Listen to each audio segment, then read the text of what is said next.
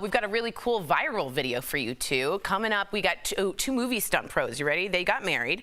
They had a nice surprise performance, as they were stunt people, for their guests. Now, a warning to our viewers, do not try this at home.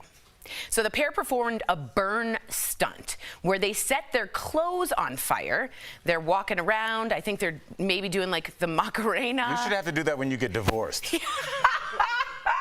They ran, and then finally a couple of friends extinguished the flames. But the video has more than 16 million views. Oh, it's just certain things. Is that cool at all to anyone? Clap in the studio if you think that's cool.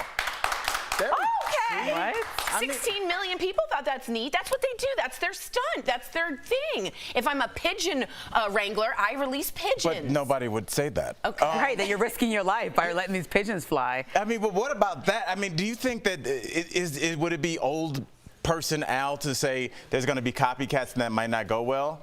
And also, does that affect how you handle your marriage? 'Cause you can do that. I always look at the risk and reward of every decision. You know what I mean? And this is coming from somebody who jumped off the building. We both did in Las Vegas. Oh, gosh, which is a ridiculous choice now at this age versus when I did it in my 20s.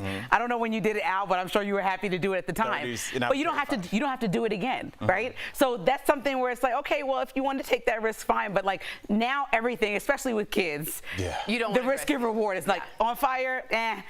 I'd rather just light a fire by the fireplace. Is it cool to have a picture of you on fire in your wedding? That looks like a threat from your ex. Yeah, no, you know, but we're in this thing, and I wonder if like maybe gender reveals, now that they're not so well viewed in the public, maybe we're switching almost like kind of like marriage reveals, like we're getting married and we're also doing backflips down the aisle, like something different to kind of get it, you know, because everybody wants attention. Would you do comedy at a wedding? Oh my gosh, no. Okay. No, and no one ever should. I just want to tell the audience, just like, you know, whatever, just never book a comic just to like plug them in like a family. That's not a good time. I know people, it's not music. You can't just put it in. And I've actually been to an event where it was mostly family and a comedian came and said something that was rude to my aunt. And it was a family argument. Like, it was a ruined event, a ruined birthday party, a family debate.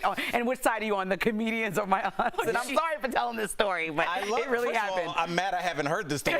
But Lindsay, what you're talking about, I have so many comics that have told me this. What happens is, like, let's say like your partner Colin goes, I'm gonna book a comic to roast Lindsay. Here's the things to make fun of her, and your family comes over. But just Colin knows that a comic's coming, so now he's ready for this comedy show, but your family's like, who is this dude making fun of our daughter in our living room? It's not so it's a weird dynamic when it's family or like one group of workers versus the comic. It's a different dynamic. So don't do that. Don't book do a DJ. that. Book a DJ. Set yourself on fire. That seems better. Set your picture on fire. That's right. That's according to Tori.